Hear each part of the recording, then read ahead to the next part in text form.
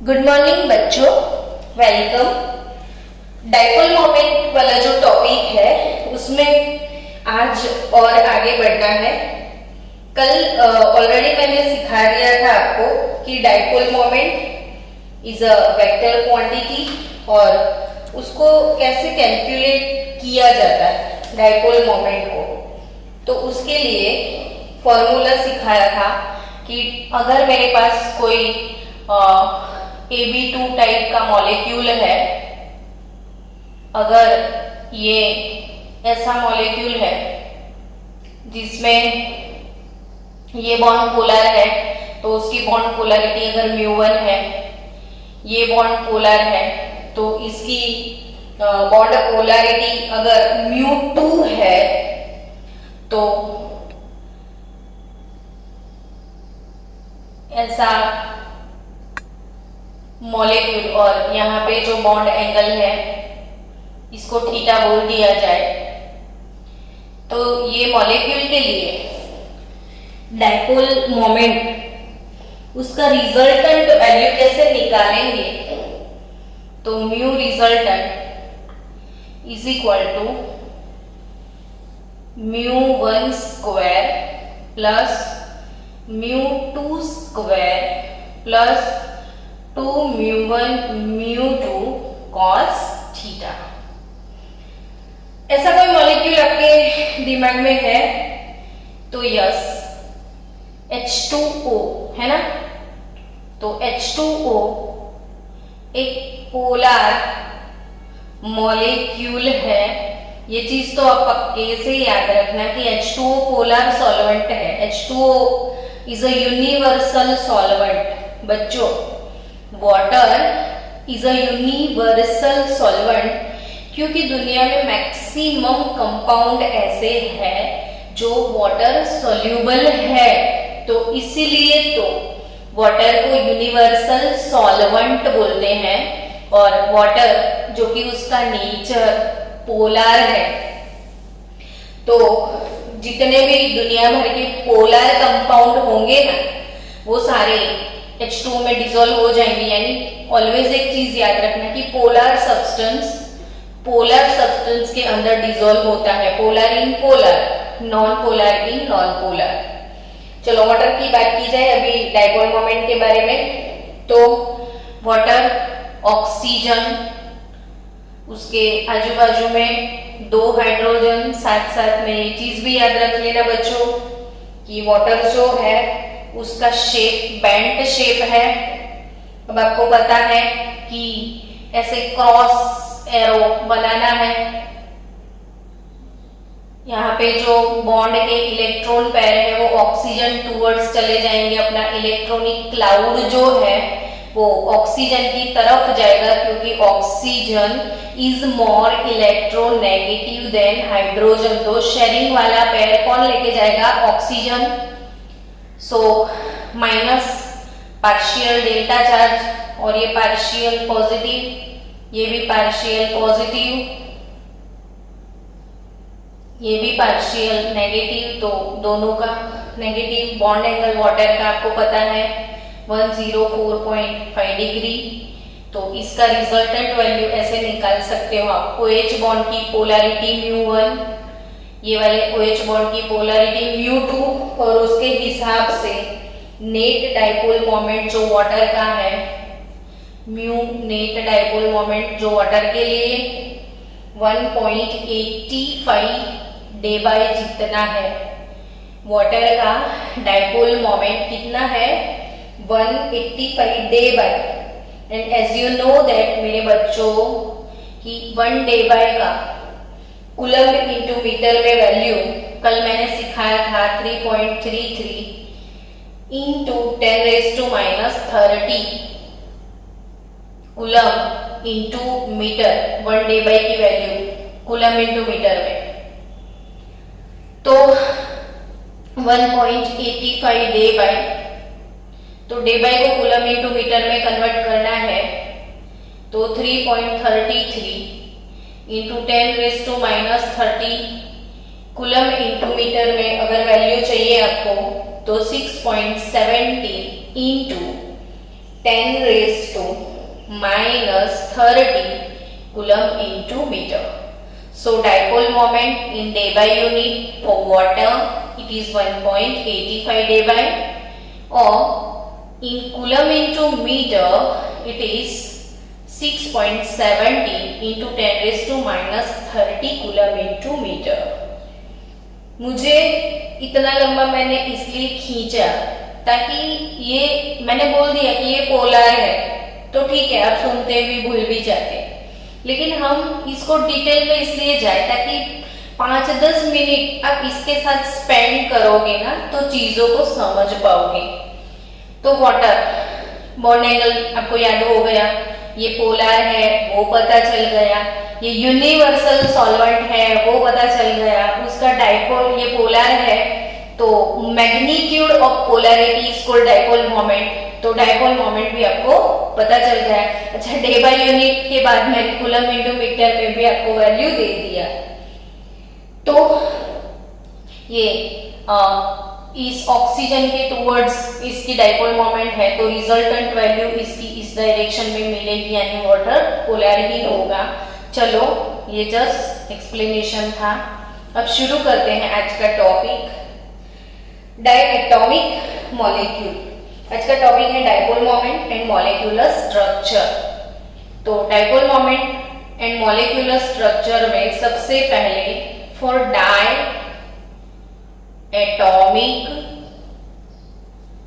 Molecules, अब 5 minute आपको दिया, मन में सोचो कि डायएटॉमिक मॉलिक्यूल क्या होते हैं। Answer I am waiting. Diatomic molecule बच्चों, what is it? Fast, I am waiting.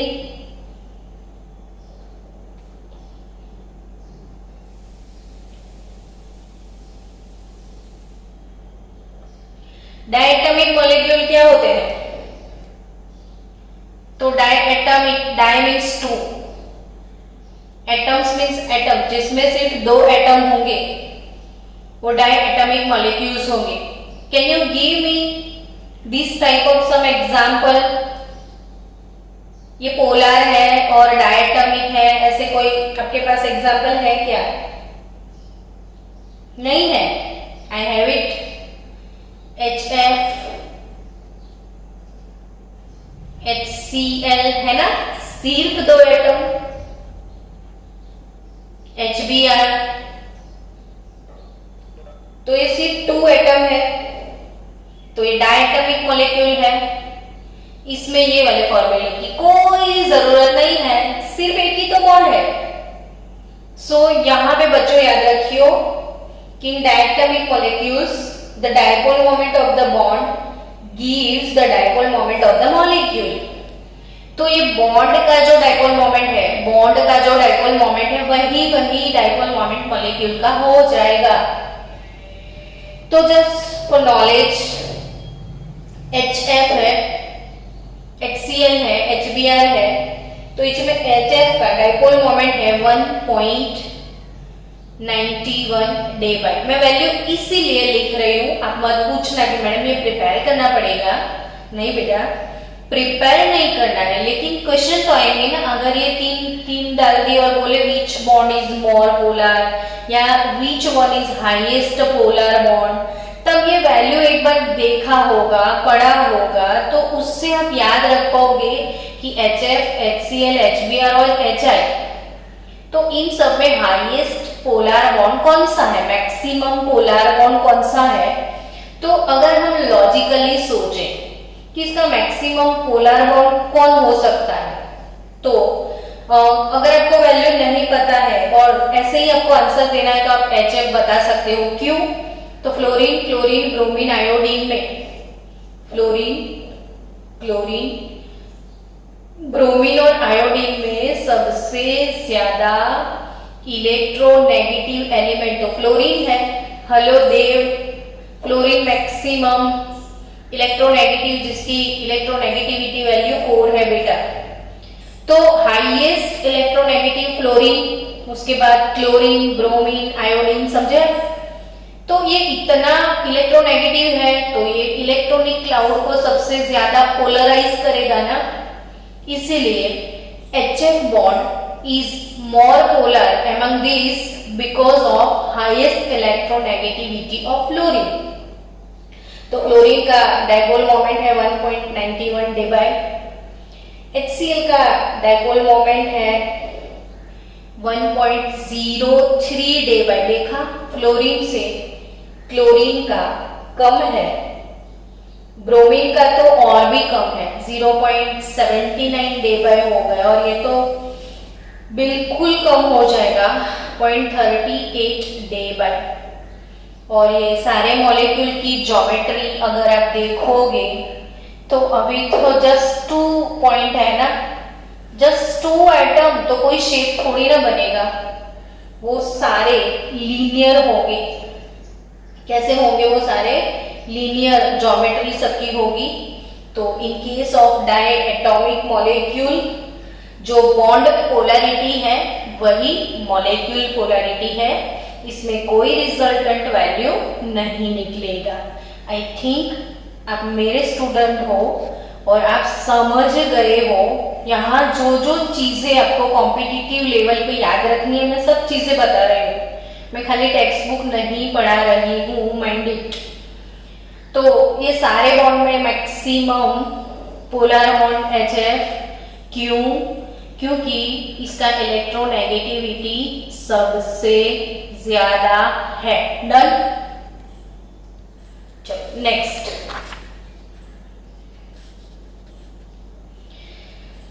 Poli atomic molecule. Now for polyatomic molecule. अब आप फिर से सोचो मन में कि ये पोली एटॉमिक क्या होता है। तो पोली मीन्स सो मैनी, पोली मीन्स सो मैनी, तो जिसमें मोर देन 2 एटम है वो पोली एटॉमिक मॉलिक्यूल। और in polyatomic molecule the dipole moment not only depends upon the individual dipole moment of bonds known as bond dipoles, but also on the spatial arrangement of various bonds in the molecule। क्या बोला?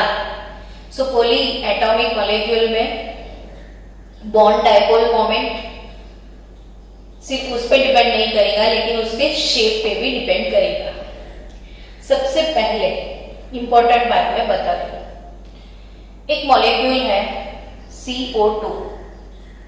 अब मुझे आपसे ही answer जानना है कि CO2 polar होगा या नॉन पोलर होगा। आप मुझे सोच के बताओ कि CO2 में C और O के बीच में कोवेलेंट बॉन्ड है ना, कार्बन और ऑक्सीजन के बीच में, तो वो पोलर होगा कि नॉन पोलर होगा? मुझे सिर्फ इतना जानना है आपसे।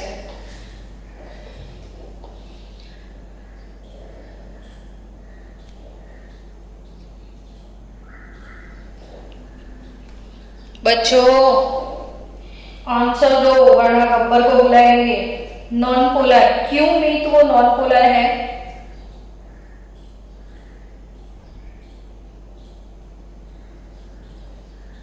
CO बॉन्ड पोलर है कि नॉन पोलर? CO कार्बन और ऑक्सीजन के बीच में अगर बॉन्ड है तो वो पोलर या नॉन पोलर? तो CO2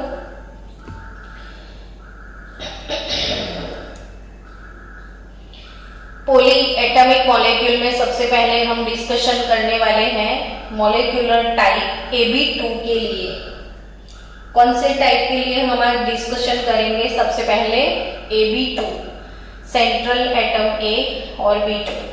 अभी मैंने बोला कि dipole moment is not only depends upon the dipole moment of bonds particular but also depends upon the geometrical shape. Now carbon dioxide molecule जो है उसका शेप लीनियर है, लीनियर शेप। एक्चुअली बच्चों लीनियर शेप में अब सबको पता है ना, bond angle will be 180 degree. और कार्बन डाइऑक्साइड का शेप लीनियर है, इससे आपको इसके हाइब्रिडाइजेशन का भी पता चल जाएगा। इसमें sp हाइब्रिडाइजेशन है, कार्बन डाइऑक्साइड में sp हाइब्रिडाइजेशन है, वो इलेक्ट्रॉन पेयर वाला फॉर्मूला यूज करके आपको पता चल सकता है। अब कार्बन और ऑक्सीजन में obviously oxygen is more electronegative than carbon, यानी कि बच्चों जो ऑक्सीजन है वो इलेक्ट्रोनेगेटिव एलिमेंट है, तो CO bond this is our polar bond, तो पर्टिकुलर CO बॉन्ड की डाइपोल मोमेंट भी होगी and again this CO bond is also polar, तो दोनों बॉन्ड यहां पे पोलर बॉन्ड है। नाउ कुछ प्रॉब्लम क्या है, CO बॉन्ड पोलर है तो प्रॉब्लम क्या है, यहाँ पे CO बॉन्ड जो है ना C double bond O bond ये पोलर है और उसकी डाइपोल मोमेंट, पोलर बॉन्ड की डाइपोल मोमेंट 2.3 डेबाई है। CO बॉन्ड पोलर बॉन्ड और उसका डाइपोल मोमेंट 2.3 डेबाई। बट बच्चों मैंने बोला था ना कि रिजल्टेंट वैल्यू निकालना पड़ेगा अब दोनों बॉन्ड का, और जो कि एक दूसरे के ऑपोजिट है, तो अब सोचो कि ये प्लस 2.3 है तो ये माइनस हो जाएगा, लेकिन फिर भी बच्चों बॉन्ड एंगल 180 डिग्री का है, तो आप वो फॉर्मूला अप्लाई करोगे μ1 स्क्वायर प्लस μ2 स्क्वायर प्लस 2 μ1 μ2, तो आपका डाइपोल मोमेंट इसमें 0 आएगा। अब सोचो कि इसको कैलकुलेट ना भी करो तो भी लॉजिकल कि दोनों बॉन्ड पोलर है, बॉन्ड पोलैरिटी दोनों की इक्वल है, एक का डायरेक्शन प्लस है दूसरे का माइनस है, तो जब भी लीनियर शेप होगा तो ऐसे लीनियर शेप में दोनों एक दूसरे के ऑपोजिट है, तो दोनों बॉन्ड की डाइपोल मोमेंट एक दूसरे से कैंसल हो जाएगी। सो यहाँ पे CO2 एक ऐसा अमीर मॉलिक्यूल है जिसके पास दो पोलर बॉन्ड होते हुए भी वो बेचारा नॉन पोलर हो गया। CO2 के पास दो पोलर बॉन्ड होते हुए भी वो बेचारा नॉन पोलर है, तो ये चीज याद रखना। CO2 का डाइपोल मोमेंट 0, साथ साथ आप शेप भी याद कर लो, ये हर एक चीजों का कोई ना कोई मतलब है।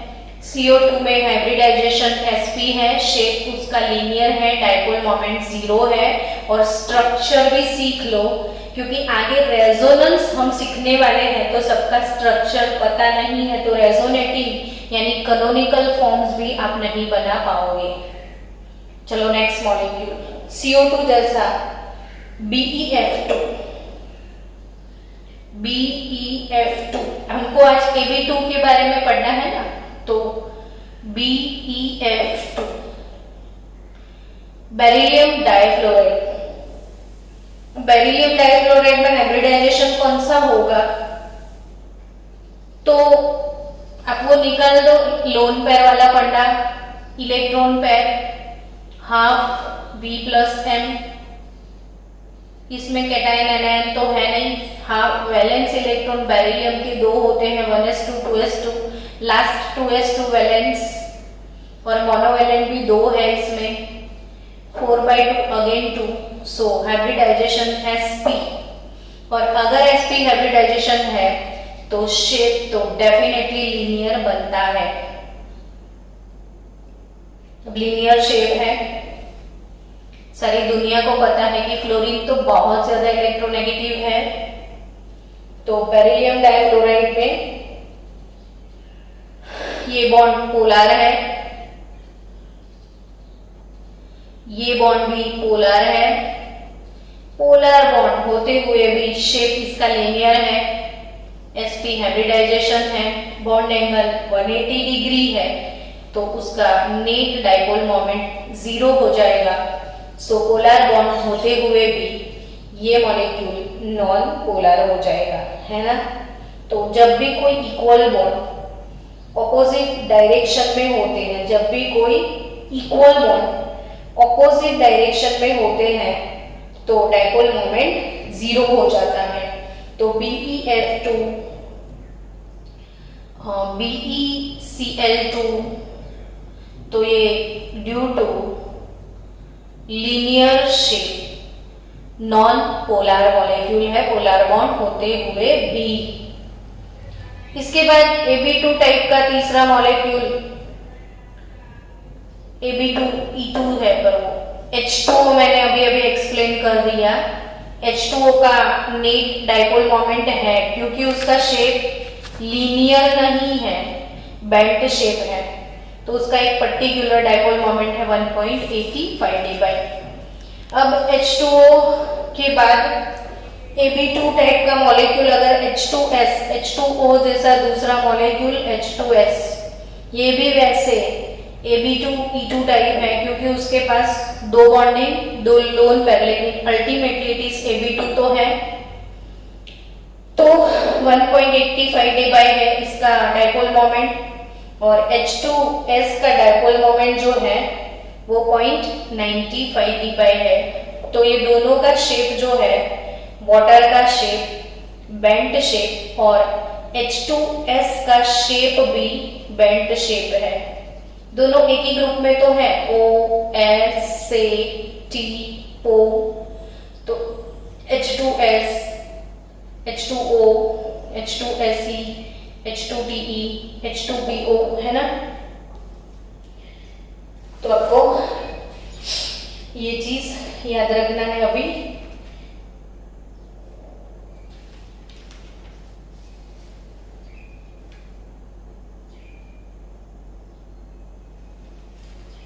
चलो काम हो गया अपना। मुझे एक चीज सिखानी है इसके साथ साथ में, वेट फॉर 1 मिनट ओनली।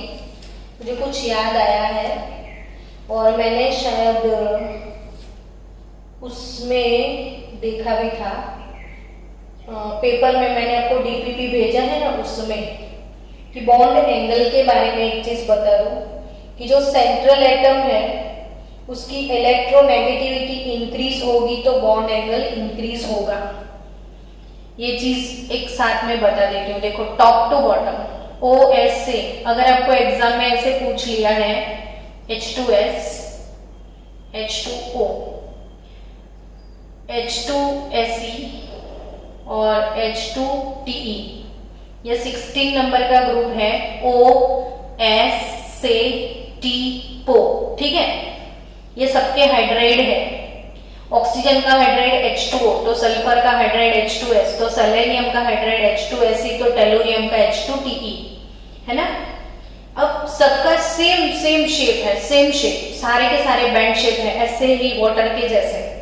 लेकिन क्वेश्चन राइज होता है कि वाटर में जो बॉन्ड एंगल है वो 10.5 डिग्री है, तो H2S का बॉन्ड एंगल क्या वही होगा या नहीं होगा।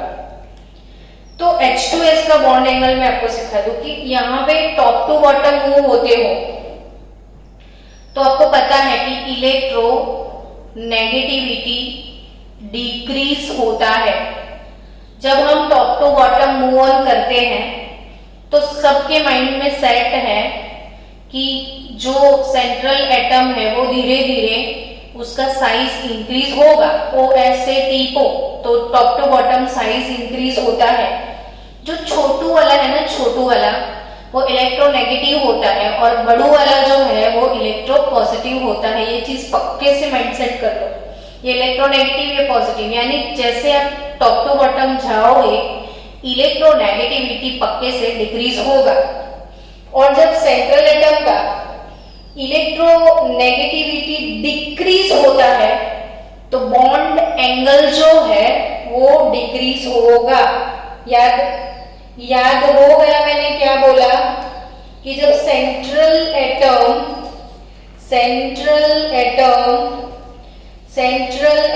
का इलेक्ट्रोनेगेटिविटी डिक्रीज होगा तो बॉन्ड एंगल भी डिक्रीज होगा, और इलेक्ट्रोनेगेटिविटी इंक्रीज होगा तो बॉन्ड एंगल भी इंक्रीज होगा। तो इंक्रीज इलेक्ट्रोनेगेटिविटी डिक्रीज तो बॉन्ड एंगल डिक्रीज, यानी bond angle of H2S is less than that of H2O। Top to bottom जाओगे, इलेक्ट्रोनेगेटिविटी डिक्रीज होगा तो बॉन्ड एंगल डिक्रीज होगा। डन। चलो अब अपने टॉपिक पे आ जाइए। बीच में याद आ गया तो बता दिया, काम की चीज है। अब शुरू करें फिर से अपना इलेक्ट्रो डाइपोल मोमेंट वाला फंडा। ये क्लियर होगा ना? तो ये बेंट शेप वाले हैं वो पोलर है, और लीनियर शेप वाले पोलर बॉन्ड होते हुए भी नॉन पोलर है। चलो नेक्स्ट हम बात करें Ab3 टाइप के मॉलिक्यूल की। Ab3 type molecule. अब Ab3 टाइप मॉलिक्यूल में सबसे पहले Ab3 यानी टेट्रा एटॉमिक हुए ना, 3 + 1 4 एटम्स हो गए। Now in tetra atomic molecule BF3, सबसे पहले मैं बात करूंगी BF3, इसको कभी भी मत भूलना। BF3 में अगर एग्जाम में आया कि शेप कौन सा है, ज्योमेट्रिकल शेप BF3 का, तो इलेक्ट्रॉन पेयर निकाल दो।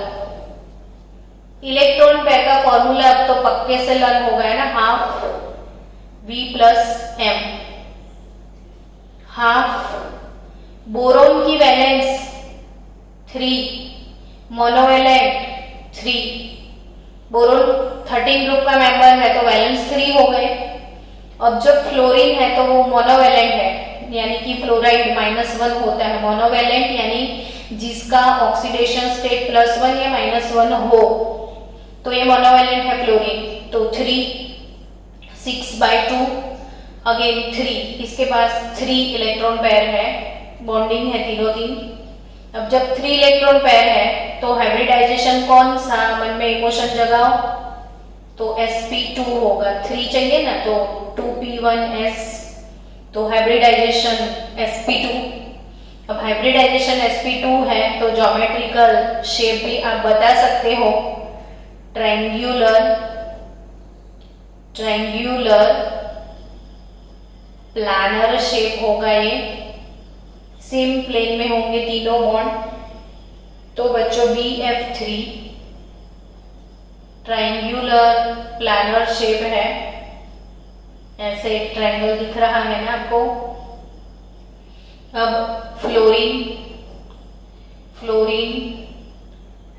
फिजिक्स वाले फंडा देखो यहाँ पे कि ये दोनों जो है डाइपोल मोमेंट, ये इसका डाइपोल मोमेंट μ1, इसका डाइपोल मोमेंट μ2 अगर है, BF बॉन्ड जो है ये बॉन्ड एंगल 120 डिग्री का है।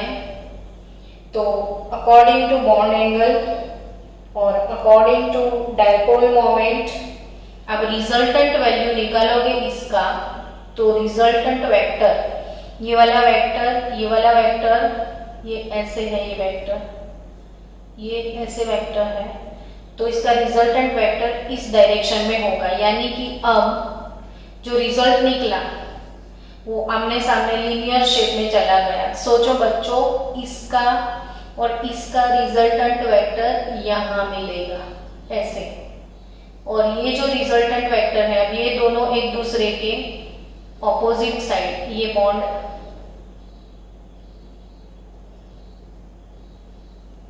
ऐसे निकलेगा। तो इन दोनों को भूल जाओ, तो अगेन वो लीनियर शेप के जैसा ही हो गया। तो BF3 यानी जो ट्रायंगुलर प्लानर शेप होगा, जो ट्रायंगुलर प्लानर शेप होगा तो डाइपोल मोमेंट 0 होगा, डाइपोल मोमेंट 0 होगा। ये चीज पक्के से याद रखियो, जिसका शेप ट्रायंगुलर प्लानर है उसका डाइपोल मोमेंट 0 है। अब इसको यूज करके नीट में इतना मस्त क्वेश्चन बनाया था बच्चों कि आप खुश हो जाओ। मुझे भी बहुत पसंद आया था कि एक बार कॉम्पिटिटिव में, एक बार नहीं 2 या 3 बार, जी मेन में भी मैंने देखा है और नीट के पेपर में भी ये क्वेश्चन मैंने देखा है। तो बहुत अच्छा सा प्यारा सा एक क्वेश्चन बनाया था कि ये हमारा बेंजीन है, और बेंजीन जो है बच्चों ये प्लानर है, बेंजीन प्लानर, ऐसे सेम प्लेन में सारे बॉन्ड्स है उसके। तो बेंजीन के ऊपर अगर क्लोरीन लगा दिया जाए तो ये हो जाएगा क्लोरो बेंजीन। आप सब जो चीजें आपके रास्ते में आती है उसको मेमोराइज करते जाओ। क्लोरोबेंजीन, ये क्या है? क्लोरोबेंजीन है। अब क्लोरोबेंजीन का डायपोल मोमेंट म्यू 1.5 dB है। क्वेश्चन ऐसे दिया था कि if dipole moment of chlorobenzene is 1.5 dB, then what is the dipole moment of this compound? है ना मस्त क्वेश्चन। तो ये नीट में पूछ लिया था, बहुत अच्छा क्वेश्चन है कि if dipole moment of chlorobenzene is 1.5 dB, then what about this?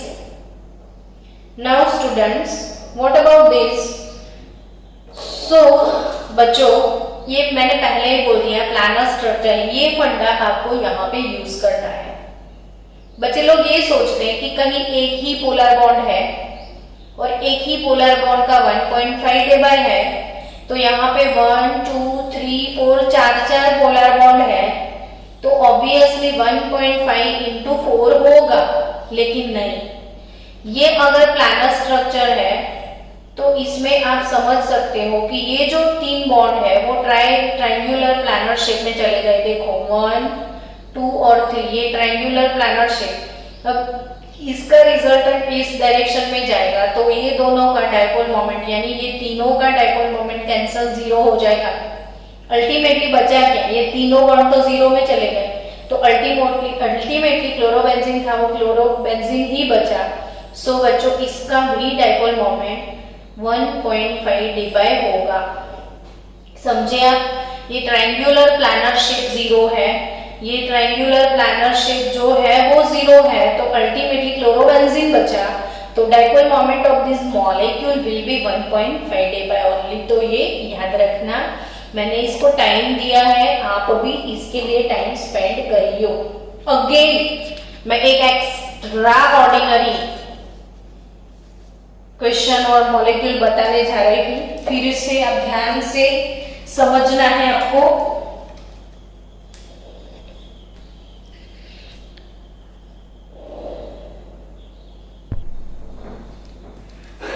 चलो नेक्स्ट, अमोनिया की बात करते हैं। एमोनिया NH3 एंड NF3, ये दोनों क्वेश्चन भी हॉट फेवरेट क्वेश्चन है सबके, कि dipole moment of molecules with lone pairs. Dipole moment यहां पे लिख देती हूं, डायपोल मोमेंट ऑफ मॉलिक्यूल्स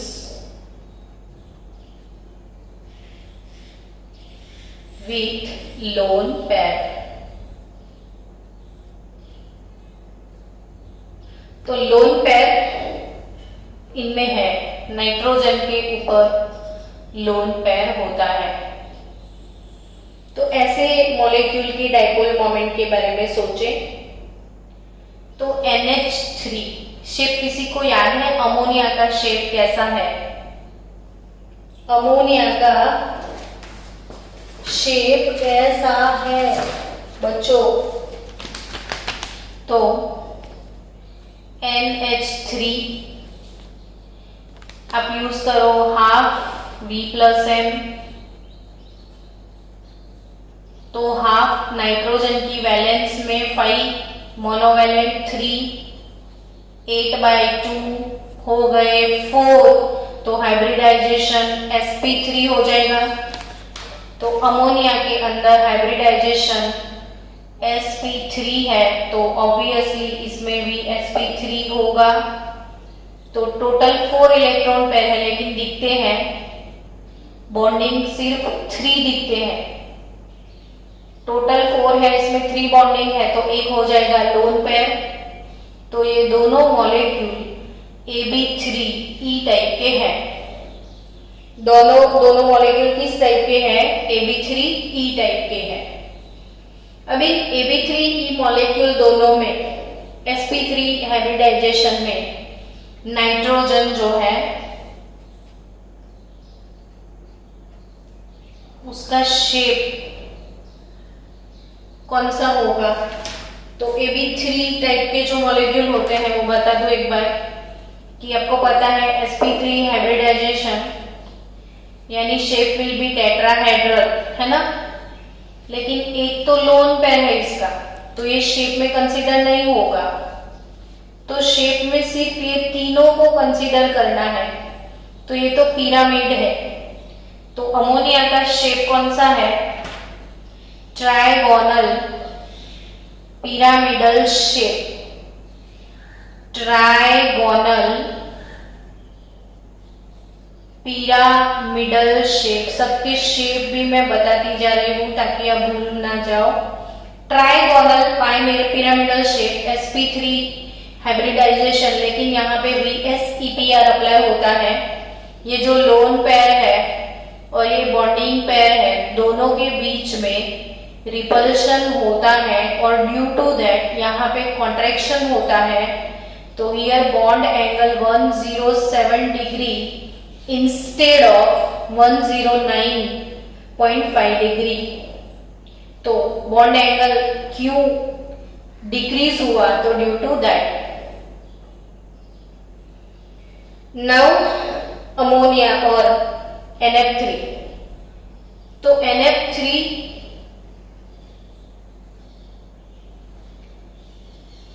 इसमें फ्लोरीन है और ये अगेन लोन पेयर यहाँ पे भी है। तो क्वेश्चन अराइज होता है, सबका सब कुछ सेम है तो दोनों में से डाइपोल मोमेंट किसका ज्यादा है, और ये क्वेश्चन पूछते भी हैं।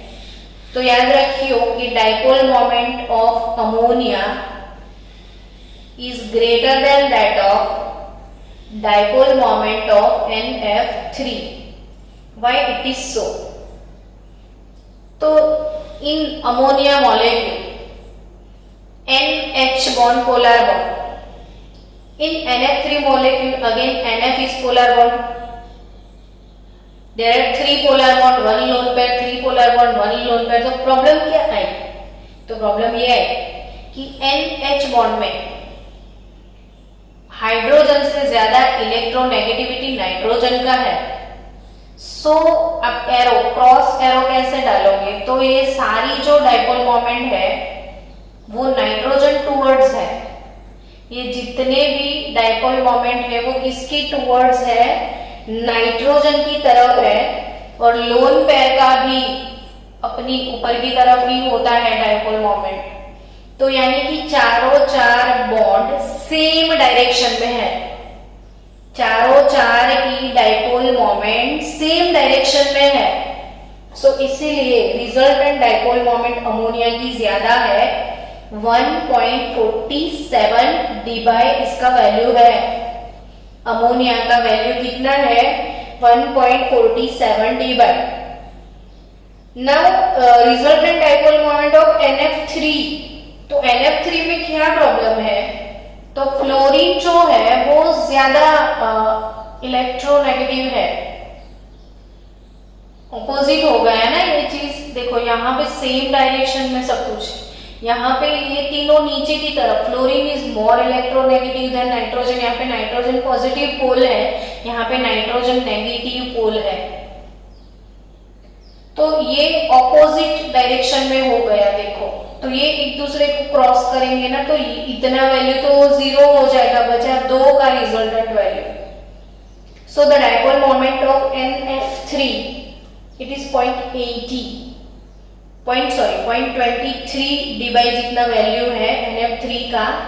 वैल्यू याद रखो या ना रखो, मैं इसलिए मेंशन करती हूँ ताकि आपको अच्छे से समझ में, और कुछ नहीं। इसको याद नहीं रखोगे तो चलेगा, आपको यही याद रखना है सिर्फ कि dipole moment of ammonia is greater than that of NF3। Question पूछते हैं तो आपको एक्सप्लेन करना पड़ेगा कि क्यों डाइपोल मोमेंट अमोनिया का ज्यादा है, क्योंकि जितने भी NH बॉन्ड है, अमोनिया में जितने भी NH बॉन्ड है और लोन पेयर है, सबका सेम डायरेक्शन है। So resultant dipole moment of 3 NH bond and this lone pair सबका एक ही डायरेक्शन में होने की वजह से रिजल्टेंट वैल्यू इंक्रीज होता है। और यहाँ पे ये दो क्रॉस हो गए, ये ऐसे हैं 3 बॉन्ड्स और एक ऐसे है, ये तीनों सेम डायरेक्शन में है, ये तीनों क्रॉस में है, तो दैट्स वाई थोड़ा नेगेटिव इफेक्ट आता है। तो NF3 का डाइपोल मोमेंट डिक्रीज हो जाता है, 0.23 dBi है, जबकि अमोनिया का 1.47 dBi है। तो आप AB3 टाइप जब हम पढ़ रहे थे कब से, तो AB3 में मैंने एक IMP चीज आपको BF3 बताया। आज BF3 के बारे में आपने अच्छे से सीखा कि ये ट्रायंगुलर प्लानर शेप है, तो अगर ट्रायंगुलर प्लानर शेप है तो डाइपोल मोमेंट 0 हो जाएगा।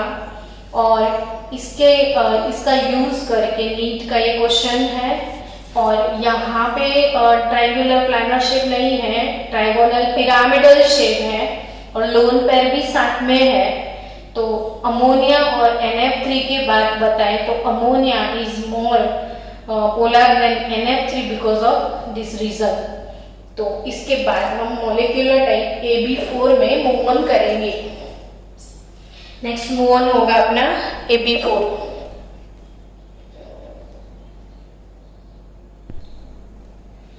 AB3 टाइप ऑफ मॉलिक्यूल खत्म થઈ ગયું।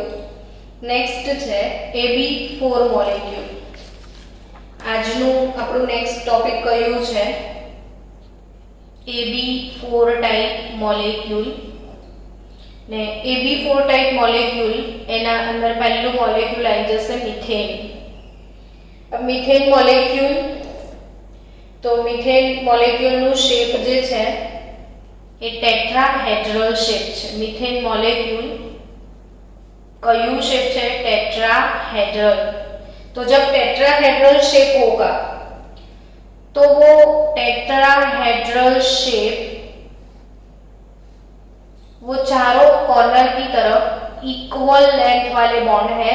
आप सबको भी पता है वैसे कि कार्बन के और हाइड्रोजन की bond length, carbon hydrogen bond की बॉन्ड लेंथ 112 पिकोमीटर है and all 4 CH bonds are equal bonds here।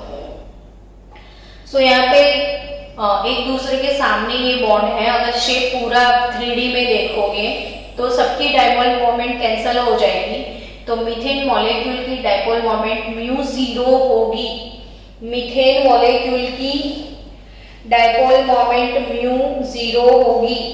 अब फिर से नीट का अपने गुजरात बोर्ड में 12th में भी ये क्वेश्चन लास्ट ईयर के पेपर में था। आपको याद रखना है बच्चों कि मीथेन मॉलिक्यूल है, इसमें से एक एक हाइड्रोजन को रिमूव करके एक एक क्लोरीन को डाल दिया जाए। तो CH3Cl, CH2Cl2, CHCl3 और लास्टली चारों 4 हाइड्रोजन को हटा दिया जाए CCl4। ये वाला क्वेश्चन फेवरेट है उनका। क्लोरोमीथेन, ये डाइक्लोरोमीथेन, ये ट्राइक्लोरोमीथेन, ये कार्बन टेट्राक्लोराइड, क्लोरोमीथेन, डाइक्लोरोमीथेन। समझ सकते हो कि मीथेन जो है AB4, ये सारे हैं AB4, लेकिन एक एक हाइड्रोजन को रिप्लेस कर करके एक एक क्लोरीन को डालते गए। अब चारों हाइड्रोजन रिप्लेस हो जाएंगे, चारों 4 क्लोरीन आ जाएंगे, तो ऑब्वियसली इसका डाइपोल मोमेंट 0 हो जाएगा। तो बच्चे ये ना सोचे कि 4-4 Cl है, 4-4 Cl बॉन्ड है पोलर, तो बहुत ज्यादा डाइपोल मोमेंट हो जाएगा। वैसा नहीं है, चारों पर एक दूसरे को ऑपोजिट है, क्रॉस कर लेंगे तो वापस 0 हो जाएगा। तो अब आप सोचोगे कि 2 क्लोरीन 3 क्लोरीन, तो कौन किसकी डाइपोल मोमेंट सबसे ज्यादा होगी? तो बच्चों को ये सबसे ज्यादा लगती है 3 क्लोरीन वाली, लेकिन ऐसा नहीं है। जो क्लोरोमीथेन क्लोरोफॉर्म है, क्लोरोफॉर्म, इसका डाइपोल मोमेंट 1.04 है। तो सबसे ज्यादा डाइपोल मोमेंट क्लोरोमीथेन का है। तो यहाँ पे एक थीम याद रखियो, डाइपोल मोमेंट का ऑर्डर। ऐसे भी आपको पता चल जाएगा ये 0 है तो ऑब्वियसली डिक्रीज होता होगा, तभी ये 0 हो गया धीरे धीरे। तो सबसे ज्यादा डाइपोल मोमेंट किसका है? CH3Cl का है, CH3Cl का। और यहाँ पे एक थीम याद रखना कि if number of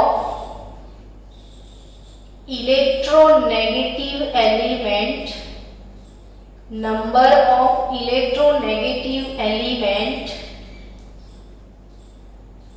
increases, then